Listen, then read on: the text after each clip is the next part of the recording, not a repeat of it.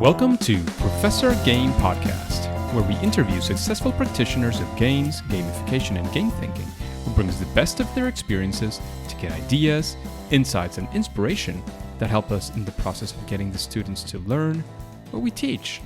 And I'm Rob Alvarez. I teach and work at IE Business School in Madrid, where we create interactive and engaging learning materials. Want to know more? Go to professorgame.com/subscribe, start on our email list, and ask me anything. So welcome, engagers. Once again, we are today with, a very, very special guest. But Nicole, before we get started, are you prepared to engage? Well, I'm ready to engage. Let's go. Yeah, game on. Let's do this. Because Nicole Lazzaro is an immersive media trailblazer entrepreneur and game industry veteran and has run XEODesign for 27 years. She discovered how game mechanics create emotion, designed the first iPhone game, and the 4 keys to fun used by millions of leading developers worldwide. And those 4 keys are baked into the AI for The Sims and inspired IBM Watson's sentiment analysis. Her game, Tilt World, has planted 16,000 trees in Madagascar. Recent XR accomplishments include Follow the White Rabbit, as well as Unscramble the Oracle, a choose-your-own adventure for AR headsets that inspires healthy play, walking around the block. So is there anything, Nicole, that we're missing from that intro? Oh goodness, I think we want to get started. Essentially, I think I'm a serial innovator. I always love to be on the cutting edge of technology because that's where there's the most blue ocean. And we have this opportunity to unlock, more human potential through play. Absolutely. So let's do this, because the first thing we always like to know is, beyond the introduction, those grand words and those grand things that you've already done, what is, being Nicole in a day like today look like? What do you do? What's the result of your work? What does that look like? Oh my goodness. Well, I get up and I think, okay, is today a lake day or not? And if it is, if the answer is yes, I go run around a lake.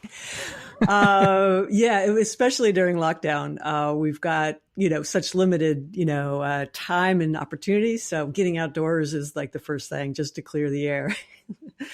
But a typical day generally involves a lot of different things. If it's not a lake day, I'll often just roll over and literally with my eyes closed start scribbling, because the first hour or two, after I regain consciousness after a good night's sleep, is often the most productive in terms of my creativity and brainstorming. And so, one of the, I wouldn't necessarily call it a secret because, people like Pablo Picasso and Edison did this as well. They were regular nappers and, or idea nappers. And they would often just when you start to wake up, there's often like a solution to some problem, some challenging, game design problem. In fact, I had to get used to this because at the end of the day, I would often, go home and, eat dinner really, really frustrated. And I found that I just had to give it a name to help me through it. And I just call it design frustration. If I haven't solved a problem, by the end of the day, I'm often pretty testy and tense about it. But I just label it, okay, it's just, we've got an unsolved problem. It's design frustration. Let's go to bed. And in the morning, we will probably have an answer. And, 8 times out of 10, something like that, or maybe, something around that, I'll have a little sketch or a couple words or a visualization that's a solution to some of these bigger challenges. I always like to push myself. And so I will go past what I did yesterday. Any design can get better than it was the day before. And tomorrow it's going to be even better still. And so when when I load into my design space, 5 or 6 or 7 or, 20 different parameters, it's often hard to even navigate the design space of opportunity, much less, come on that one solution that, collapses, 50 features into 5, which is what a lot of my designs are really known for, being very simple in the execution or in the interaction, demands from the user or the player. But yet it has a whole lot of great emergent fun and emergent value. Wow, so many insights just from understanding what your day looks like. So it seems like we're off to a great start, Nicole. And we always like to frame this because, guests like you who are awesome, who have been doing, in your case, all of this awesome stuff for 27 years, so much experience, so much success, and doing awesome stuff. We also like to, humanize you a little bit as well and learn from some of that experience. And we found that learning from fails or first attempts in learning is very, very key from our guests. So can you tell us a story of a failure or a first attempt in learning when creating one of these game designs that actually set you up for future success, for learning? How did that go? And we want to be there with you and sort of emotionally invest ourselves with that story. Great. Well, I think the first thing is that for me, I'm such a positive individual because very optimistic, because a whole lot of things don't work out. So I really don't like to use the word failure, but I will humor the question for sure. And I understand its spirit. Because when I start using negative language, then my whole brain just sort of shuts down, and I don't go anywhere design wise. But I'll tell you a real doozy, like probably one of the largest ones, learning opportunities. So you win some, you learn some. That's kind of my motto. And so if you go back to 2007, and the iPhone had just come out. We had this amazing success at iPhone Dev Camp with Joe Hewitt. He did the engineering. I did the design for this little JavaScript game we created called Tilt. It was a top hack of the iPhone for Wired magazine. So I built on it. I invested a lot of I self-financed a new version of the game, that was going to be going out on the App Store. We were actually a launch title on iPad because of this failure. And so I'm at alpha when I'm making this game. So basically you rotate the phone to play. It's kind of like a 4D Tetris. You match green blocks one way and then rotate the phone. You match blue blocks the other way. So we created this whole character and story and, nice things. And then in alpha, we noticed that players really were not having fun. They weren't having fun. And so a core assumption that I could just, put random, different colored blocks. These were seeds and, carbon molecules and that sort of thing. But I could just randomize what was getting fed into the game. And players would enjoy, moving the little character named Flip, little carbon eating tadpole. She jumps around and eats it. That was all great. But the level design was super flat. And people were like, well, if it's just random, it's not fun. And so there went fundamentally fun. And a fundamental error was that people just people need patterns. And that's what I learned, is that people really need to recognize patterns. And the recognizing of the pattern, is the first step. Then mastering a strategy around the pattern is the second step. And then, executing and really, really owning that, really succeeding is like the third step. So that was a big aha moment for us. And it goes nowhere near the classic, if you define gamification as, points and badges and all that, which we don't. I personally don't. Absolutely not. Yeah, there's a lot to it. So we now look at patterns, in patterns for discovery and patterns for mastery in everything that we do, in the way that we gamify these engagement loops inside of games like Tilt World, but also inside of applications, like a finance, a personal finance simulator, or, other work that we do for our clients. And I should say that I do have two hats. One is for XEODesign, which is a consulting company, where we work with, companies like IBM and Citibank and, Oracle and that kind of thing. And a lot of startups actually recently. And then the other hat I wear is with XeoPlay. And for XeoPlay, I do our original games. So Tilt World is one, which plants trees, uses player points to plant trees. Oh, there was another good failure with Tilt World too. If I can get a twofer out of this question. Of course. Is that so? Okay, so now we'll go a little bit forward, and I've done level design. Okay, so it means I sequence the little items that the carbon-eating tadpole chomps on so that it's interesting. And then we're about to launch it in the App Store for the iPhone. And then Apple, literally that week, changed their policy, and you could buy no physical goods with virtual currency. And so I couldn't actually plant any trees. Basically I want to say okay, buy the game and then we'll plant a tree in Madagascar. Done. Right. Or, stuff like that. And so that was now verboten, right? Not happening on the platform, the Apple platform. So, I totally understand, of course, what their logic behind it and that kind of thing. But so that meant, okay, now we have to redo the game design. So the monetization, as it were, or the real world, the serious fun, and we can talk about the 4 keys in a bit. That a game I had to completely redo. in a way that still made sense. If I was just planting trees based on a financial transaction, that's really easy. That's a marketing cost, right? So 1 tree per game, 5 trees per game. You can just build a spreadsheet.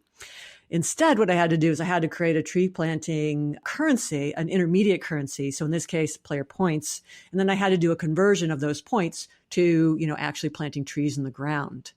And so that was, our failure to anticipate that thing in the Apple Store. Really wasn't a failure on our part, but it was like a gotcha. Okay. Meant about 6 months worth of work where we had to redesign that, how could we convert player activity into trees in the ground? Because I wanted that feeling, the serious fun of like, oh, I just do this little simple thing. And then now there's a tree in the ground. And now we've got lots of trees in the ground. You can see the progress from space. That was the big thing. And actually now I guess this year is like we're hearing about India and China. Last year, India and China were competing for how green their countries were based on their tree replanting efforts, right?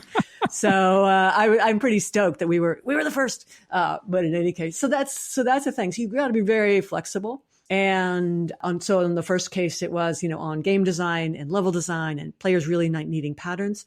And then the second one was a really big learning on, monetization or the metagame, like how do you collect player activity into some kind of activity that's happening in the real world? And sometimes you had to, we just hit a constraint and we had to design a whole new system. That is fantastic. I'm getting there. A couple of things. Of course, one was the flexibility that you were mentioning. The other one, I think that one of the things that's hidden behind, and for you, it's a natural thing. You've been doing it for so long. But for many of the audience, I would guess that, play testing, and play testing. That's where you got a lot of the insights as well, right? Yeah, especially in the first case for level design. And, I was really crushed. I was really crushed. Well, because I'd invested so much, and then here we were, and I had invested so much with the idea and the greenlit on the assumption that we could just be Bejeweled, and Bejeweled doesn't need a pattern of blocks. I mean, they do to make it a little bit more exciting, but it really didn't need it. Tetris doesn't really need a pattern. But my game definitely did. And so not only did we have to do that eventual work, but it was like, oh my God, do I really want to design this?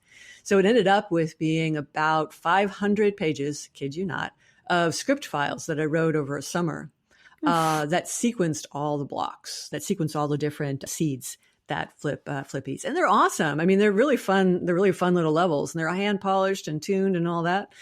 So, you have to be that flexibility. You have to, it's just like actually the character Flip, she doesn't give up. We wanted the people to have the experience of, something that was if you think about it, ecology, often it's like, you have to, it involves sacrifice. It's hard. You're the only one doing it. No social recognition for what you're doing. You can't see the impact. So we wanted to create a game where all of those were the other way, where it was super easy. Yeah. You could see the impact. Yeah. It was like fun to share with your friends and all of that. And so, so that's it. So there's also this entrepreneur thing, depending on where you are. In our case, I'm the founder and owner of XEODesign. And so you have to make these decisions of, you get these setbacks, and what do you do to push forward, and how do you get resilience, to move forward? I have actually a talk about resilience that'll be going online pretty soon, because it's really required. I was fundraising for my next game, and, a week before I was supposed to hit the road to Sand Hill Road and stuff, the App Store pulled all of the launch apps. So now I was suddenly a developer without portfolio, right? And, and then we almost got it ready, and then they deprecated the version of Xcode we were using because we had built a custom engine for it. So then again, so there you got 4 questions. We should probably move on to some other questions. I can talk about failure or resilience. It's resilience. I like that better. Yeah. Well, it's basically it's like you got to think about it like it's the art of it's basically the art of keeping going, right? It's the art of keep showing up. And it's kind of like a skateboarder, you hit these little bumps, these road bumps, on the road, right? But every time you hit a bump, you got to catch a little air. And, you can get a little bit more skilled at it as you go forward, in life and in your business and in design. Absolutely. So let's flip it around very quickly and go for, a challenge that you faced. It could be flip it. It could be any of the other things that you've done. It was a challenge and you actually solved, or you had success with it using, of course, all those game design skills that you've accumulated all this time. Yeah. So I think the biggest one, I don't know if it's the biggest, but probably most recent, top of mind, is some of our XR work for sure. For Follow the White Rabbit, which is a game that we're going to be putting out in virtual reality. Maybe it'll go on headset. We'll see. It depends on the timing of these AR glasses. But what we found is that we were, constrained on getting we were on a 3DOF headset, 3-directional headset, which basically meant you sat in a swivel chair. You couldn't walk forward or lean left or right, or any of these other. You couldn't actually move around. So what I did was I said, instead of you going to things, they would come towards you. And so you're in this world. It's a game about a magician who's been a charlatan all his life until one day his magic actually works and the rabbit disappears, wearing a diamond bracelet. So now everyone wants to follow the white rabbit. So we're in this escape room. We start in Paris. It's 1889. It's the eve of the World's Fair. The Eiffel Tower is out the window in this cafe, sunlight streaming in, and the Eiffel Tower is still under construction, right? It's so it's this age of wonder. So instead of me going to things, I'd have things come to me. So I used a gaze cursor. I was the engineer on this one, and I had things come come to us instead of that, instead of us going to them. Interesting. Yeah. And what would you say is one of the, as you have your 4 keys to fun, which we'll talk about right in a second, but what would you say is one or several of the keys that you found to get to this success with this game? Great. Yeah. So I'd say that we were, could you say the question again? Yeah, you arrived to great success with this game, and we would like to know what would you ascribe, what are some of those keys? What was the key to get to that success? We want to, take some lessons as well from that experience. Yeah, well, we really looked at the psychology of it, or I looked at the psychology. At the time, the platforms are very constrained, so often it's a technical thing. So you take that technical limitation and turn it around, flip it on its head, I think like you said, and create an opportunity. So you really work with that limitation. So I make a list of limitations at the very start of a project, especially on new tech. And then looking at that list, can I come up with a list of design or look at the design opportunity that those constraints have. So it was a Gear VR, it was the mobile game jam for Gear VR. So it was a phone slapped into a stereoscopic headset. So low processor. It had a lot of what we call a screen door effect. So the dots, you could see the pixels really bad, really well. And so it looked like you were looking at the world through a screen door. So what I did there was I took advantage of I stylized the art. Brandon Jones is the art lead on Follow the White Rabbit for this chapter. And I did sort of a Magritte surrealism with a little bit of pointillism, and so that it's got impressionism, so that your eye, the art was stylized in such a way so that your eye kind of filled in the gaps, and so you couldn't see the screen door because the art itself you had to interpret a lot already, so you were already blurring things. So it made it. Yeah. So we did. So basically, that approach is really, really super important. And so likewise with the low processor, we actually baked in all of the lights. This is on the technical side, so that we could get the performance. But those are kind of technical side. I think in terms of 4 keys, what we did is we really wanted to dial in on the sense of wonder. That's what, VR is really a trip to Wonderland. And in a sense, I grew up in Wonderland. I grew up in the Middle East. As a kid when my parents were stationed overseas. And, so I rode camels, I climbed pyramids, I explored fire temples. And, I wanted to go back and feel those same experiences I had as a kid. And VR was the first platform that allowed me to do that, and then share that experience with all my friends. So with Curiosity, it's all about, the first key. It's easy fun. It's all about exploration.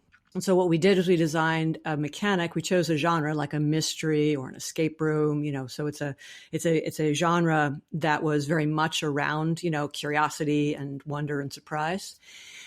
And of course, then we chose magic as another theme. So we took these themes that had a strong emotional resonance, a strong emotion profile that fit very well with the easy fun key. And then the looking around, was really a big part of the gameplay. So I had worked on, 3 in the Mist game series.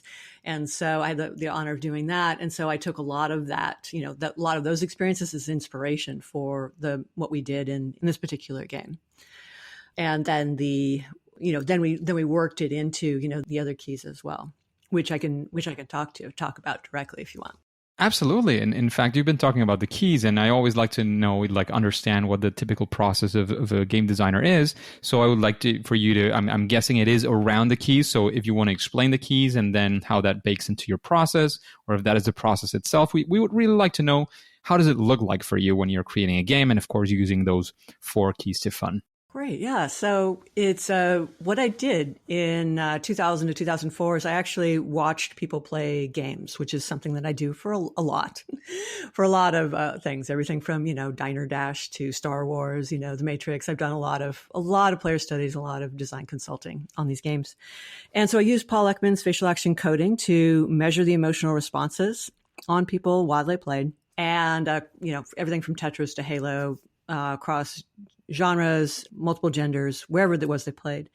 And so I came up with 4 reasons why people played. They played for novelty, they played for challenge, they played for friendship, and they also played for, meaning and value. And so I called these the 4 keys to fun, and each one is a collection of action emotion pairs. So it's all about, it's an interaction design language that allows you to design emotion in an experience. And that as a concept is one of the core research foundation, if you will, for the practice of, gamification. And it was one of the 4 or 5 different models that went into the start of all of this, as it were. So what we do is we look at curiosity. That's the hook. It pulls you in. It's the ability to, explore, to fantasize, role play, creativity. It's like dribbling a basketball. It's fun just all on its own. It's the bubble wrap, I like to say, of game design. And it's just fun because there's no points, there's no challenge, it's just fun just to do. So that's a very valid way of having fun. It's often the first thing that people do. And then from there, what we look at is, but just like dribbling a basketball, it's more fun if there's like a hoop, right? And the hoop isn't just big and in front of us, it's small and overhead, with the backstop, which is the second key. So the second key is all about, it's called hard fun. So it's the fun of accomplishing something hard. It requires goals, strategies, and obstacles. And it's that feeling of frustration that leads when you succeed to the feeling of fiero, yes, I got the boss monster, or I won the Grand Prix. And the feeling of fiero is it's one of our bigger emotions. It's full body. Nobody else, it's not social. Nobody else has to witness it. It's just all about us. And a personal sense of accomplishment over accomplishing of a goal or triumph over adversity. So that is the second key. So hard fun. And players will go back and forth between easy and hard fun. You'll win the level and it unlocks a new level. And then you'll have the easy fun of exploring that second level. Then what we do is we all know that winning is always more fun when in the context of friends. And so that's people fun, the third key. And so we found a lot of social interaction created emotion. In fact, people playing the game, same room, had more emotions than people playing the same game in different rooms. And so there's so much more emotion, more kinds and frequency and intensity of emotion with people in the same room with co-located group play than the other 3 combined. So that's the heart of what people fun is. And it's cooperation, competition, communication, all of these things. Amusement is one of your first, most easily visible on the face or in the audio.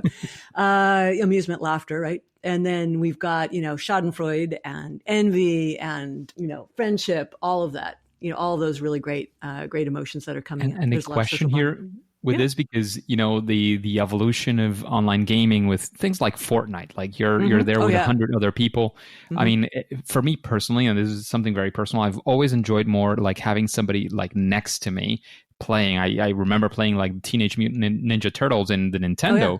It was absolutely amazing when I had friends to play with and we were playing together with these online ways of playing and, the headphones and maybe seeing each other's face and Twitch and all these things. Has that, sort of from a general perspective, has that brought people a bit more together? Is that still as powerful as having it next to you, or at least more powerful than it used to be? Yeah. So what we did is part of this original research was really early in the. So we were doing WoW as one of our World of Warcraft was our first, one of our part of our data set. And at the time, people were jerry rigging, TeamSpeak and video conferencing and stuff like that. So I could really tell that desire to have at least a visual of someone's real face was a very strong motivator. And just chat wasn't just nearly as nice as being able to talk to somebody audio wise. So it was in person best, connected with video and audio, in some sort of window, the next best, and then audio only, the next best, and then chat finally at the very end. We don't have holographic 3D projections of people yet at mass, at scale. So we don't know where in the spectrum that will be. Hopefully it'll be quite a bit better. We'll see. At that point, they'll have to project the game and the projection of your friends in your living room or wherever you happen to be gaming. So we don't know what that's like. But yeah, we do lose a lot from not being, because it's actually a lot of it is the physical jostling and the feeling of the presence of other folks, like literally sitting next to you. That is, part of that, feeling like you're in the same space. But at the same time, you can get into some very intense, conversations, like we are here, just in audio. And you can actually create quite a strong social space just with the voice, going back and forth.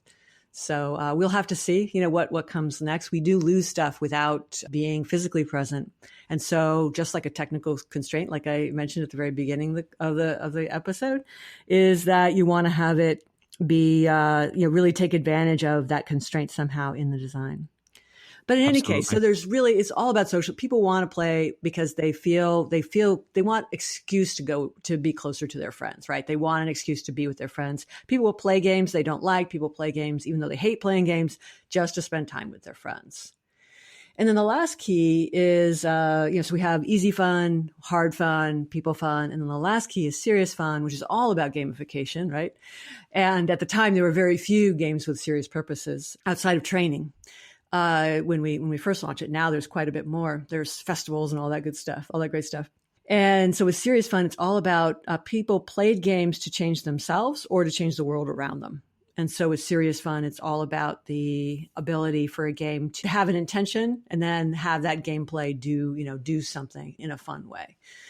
So it's a collection and completion, and repetition and rhythm are kind of the interaction patterns that go with it, and that feeling of like desire or want or I something I'd like, and being able to satisfy it is that closes that serious fun loop. All four keys are loops. They're not just kind of a one shot thing. It's important to design a complete loop. When it's broken, it's usually because one of those loops or many of those loops are broken, so you don't complete the cycle.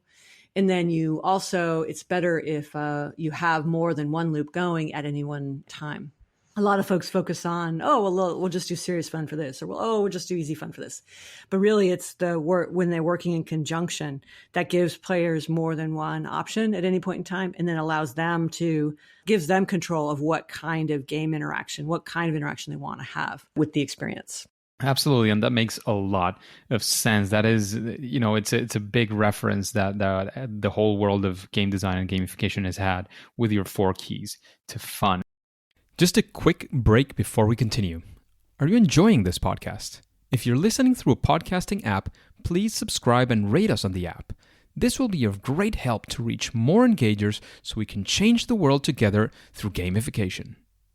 Nicole, what would you say is of course, it probably has to do with your four keys to fun, but maybe a quick advice or something that you would say, well, if you consider this, a best practice that you could do is doing this, and when you're creating a game or a gamification project, would you say that there is a key in that sense? Well, I think that probably the biggest mistake, or the most challenging, one of the most challenging mistakes we've talked about, the game side. I should also talk about, the more serious side, is in like an educational game, for example, the thing that's the hardest for, developers and for the sponsor of the project to get their hands around is you have to have, fun failure states. And you have to support fun failure, and you have to support failure, and you have to support and make it fun. So that's very hard for a lot of folks. So my classic example is that, okay, you're basically designing a nuclear power plant, managing game, right? And you need to train people on how to properly, run a nuclear power plant safely. What's the first thing you're going to do if you're a student sitting down at the console for a nuclear power plant? What would you do? Screw up. Yeah, exactly. I mean, 99% of folks would, it's a game. So 99% would go for core meltdown, right? The very first thing, right? And if nothing happens, they're going to be, very mightily disappointed and say, okay, this is a glorified animated set of flashcards. On the sponsor side, it's like, no, we're not going to teach people how to, run a, cherry picker through, downtown Oakland, right? pulling down all the lampposts or whatever, right? But if you really want it to feel like the real thing, you have to have the ability to push the edges. And, so you just, reset, but there's got to be something, something that happens. If it's fun, then people will be laughing. That opens the mind a bit. And then they're going to feel a lot more at ease with the simulation as well. Depending, of course, on the feedback. You want to make them laugh. You want it to be fun in the amusing sense. You don't want to give them real world consequences for failure, right? That would be that would be against good education design. But you get the point. So that's probably the hardest thing for sponsors to say, because I don't want a dead patient with my tumor removal simulator, right? Or I don't want to show you, but it's kind of the point. I mean, if you're making a simulator, it's precisely for them to be able to make those mistakes and not make them with the actual patient, nuclear plant or whatever, right? Right. Exactly. So you need to be able to overdose your chemotherapy patient. You need to be able to, accidentally cut the limb off. If, you can, obviously you don't have to show a lot of blood or whatever. You have control of how you represent that failure state. You can simply, go white screen and then come back, or go black screen, fade to black and then come back again at the start of the vignette. But it does have to have some edges. You should be able to go beyond a boundary that you have in the real world. Otherwise, it feels a little bit disingenuous and not a full. If the guardrails are on too hard, or too close, it still feels like I'm being babied, right? So I need to be able to, push the edges. And Nicole, if after hearing these questions and the vibe of the podcast and understanding the audience, is there somebody that you would like to listen to in an interview like this one for Professor Game? Somebody you would like to recommend to be on the podcast? Well, you talked already about Jesse Schell. Yes. Mm-hmm. And then, of course, you've spoken to Raf Koster and. Raf Koster is a missing link here, definitely. Okay, yeah, he's a really fun guy. He wrote A Theory of Fun, A Theory of Fun. And he's got, it's less on the emotion state than what I'm doing. Less on the emotion side. It's much more about logic and puzzles and stuff like that. So he's always a great, very deep thinker. Absolutely, and he would be fantastic for sure. And you mentioned Raf's book. Is there a book that you would recommend to the engagers to read? Well, I think both Raf's book and Jesse Schell's book on game design are great examples of books for the practice of game design. We've got and you can interpret it for serious context. And the reason why I say that is so many serious games are just not fun. And so it's I earned some points, I got some animation, and then it's did I feel empowered? Did I feel, games do all kinds of really fun things inside the body. And so, having that ability is really, really good. And I can send you some more links offline too. But those are the ones that come to mind. Absolutely. And in that same sense of recommendations, what would you say is your favorite game? And this is a difficult one. Well, my favorite game, still has to be Myst, because it was an adventure, and the ability of it to, just take you to a whole new world. There's this layer of, it's almost, that exploration, it's almost like you were on vacation, especially Riven 2, the Myst 2. There were these amazing vistas. And the story with Myst 1 is that I had gotten an early copy from Broderbund and was reviewing it for a column I was writing called Good Bits. And I was driving. I remember getting up on the freeway here outside of Oakland. I was heading out to my work, and I had it was a gray Monday. And it's like, I had that Monday feeling of like, I just want to go back. I want to go back on vacation. Where was I? I had this odd feeling. It's like, I had just spent, most of the weekend playing Myst. It's like, I was there. So the ability of a game to transport you to another reality, I think, is amazing. And the kinds of games I like are ones that don't have a very tight dopaminergic, loop in them. I like much more open-ended exploration and story and narrative, style games. Those are ones that I appreciate the most. Absolutely. Those are great games. And we're arriving to the end, but I would like to know what would you say is your superpower, that that sweet spot where you find that you do at least better than most other people in the world when it is all about game design. Well, obviously the emotional result of play, being able to fine tune an example. So, for example, being able to take a task that needs to be done. So like in the work context, you've got you're photo editing or something, and there's a series of interactions that you go from the beginning of the process to the end of the process. There's a series of steps, and it's ridiculous that most user interfaces are aphasic. They don't recognize or induce different emotions depending on which part of the phase you're in for that project. So you want to be very open-ended and laughing and amusing yourself or whatever, coming up with new ideas at the beginning of the project. At the middle, you need some social feedback. And at the end, you need to dial down and stop brainstorming and, ship.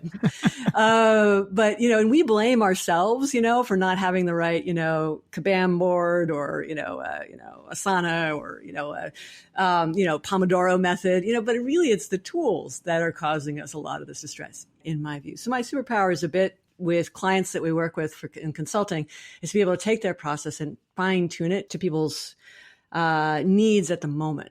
And I think that's a really big one. The other one I think is just in terms of the history of my career.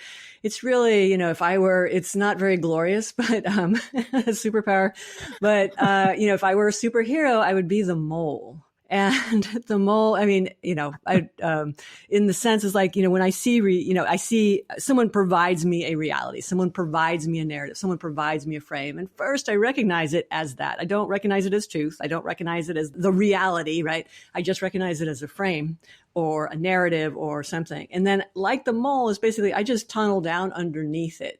And I keep going, digging lower and lower and lower until I find that bedrock, that actual truth that everything else is built on. And that's how when I, was at the Game Developers Conference and I said, hey, famous game designers, have you ever done player studies and asked players what fun was? And they said, no, that sounds stupid. That was a long time ago. And, and then I said, well, what kind of emotions can game create? And it's like, okay, well, these, I love them anyway. A lot of them were my mentors. And they said, oh yeah, well, maybe it's the, thrill of victory and the agony of defeat, the theory, the feelings of the, the Colosseum, but nothing more. It's like, okay, I know you guys are wrong on this one. So, so those kinds of things, you take their reality and say, okay, what is real? What is my experience? Leonardo da Vinci in his biography, I was reading, did a lot of this as well, based on experience. What kind of things about in my experience how can I give myself experiences so that I can gather the data to again dig down to what's the baseline truth. And that's what I did with the 4 keys to fun. And it really changed the industry, the game industry, as well as now, obviously industries outside of games, is because I looked at how do I measure the internal state of the player without them having to have them understand it, self-observe it, and then express it. Those were 2 very big things. Not many people can do either, let alone both. And so that's what I did. That's why I used the facial recognition, the fax coding. So that would be my superpower. And then I'm also just really, I hand coded. I hand coded all that video. I, hand coded all the levels for Tilt World. So I also have a bit of resilience and perseverance in the face of obstacles. So there you go. Make that into a superhero. Absolutely. I love it. I love it. And those superpowers, and one of them is related to what I like to call, when I do workshops on these things, I like to call the 5 whys. And it doesn't have to be 5, it doesn't have to be 4, it doesn't have to be 10. But it's like going deep and really understanding what's beneath the surface. I really enjoyed that one in particular. So Nicole, we're running out of time, but before we go, of course, if you want to have any final words, any final piece of advice, of course, let us know where we can find you if we want to find out more about XEODesign, about what you do, about Nicole, 4 Keys to Fun, all these things that we've been talking about. Before we say it, I know your phrase is game on, but at the end, we will have to say, at least for now, that it's game over. Or until next time. Anyway, yes, level up. So there we go. Yeah. So we've got if you want to find out more about me, you can follow me on Twitter. That's where I do most of my microblogging. So at Nicole, Nicole, Lazzaro, Lazzaro. And the company name is XEODesign, XEODesign.com. You can find out more about the 4 keys on that website, or there's a short code, which is 4K2F. .com, and that'll go right to the white paper and there's a nice poster you can download for free. You can feel happy to reach out to me on either of those platforms. And we're coming out with new versions of Tilt World, Follow the White Rabbit, and Unscramble the Oracle, all 3 soon. So stay in touch. If you want to be on our mailing list, you can go to bit.ly/FWR beta.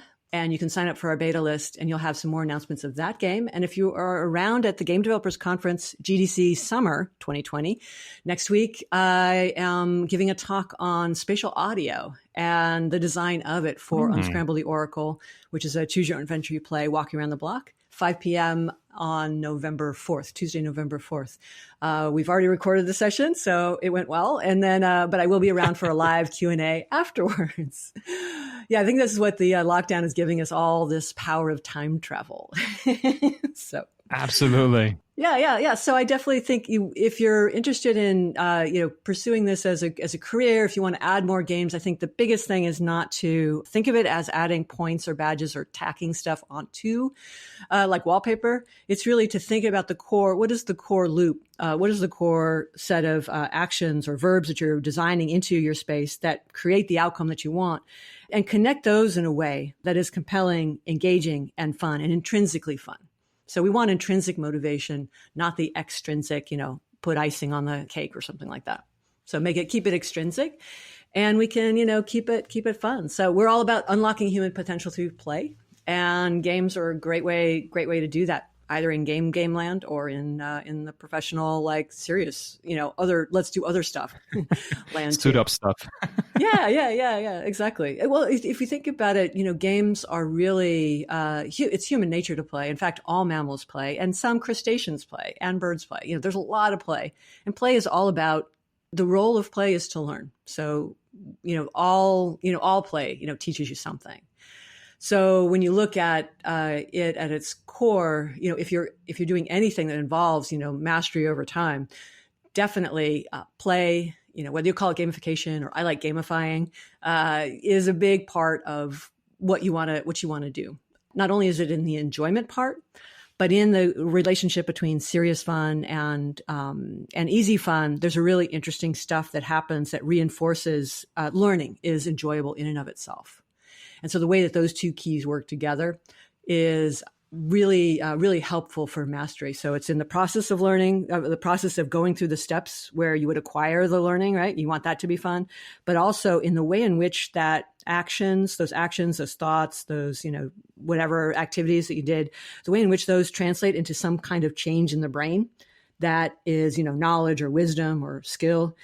The play is actually setting the brain up to kind of this, this highway, this fast track to getting it really deeply embedded in the brain. So play is, ignore play at your peril. So hopefully we can all have more fun together in the future.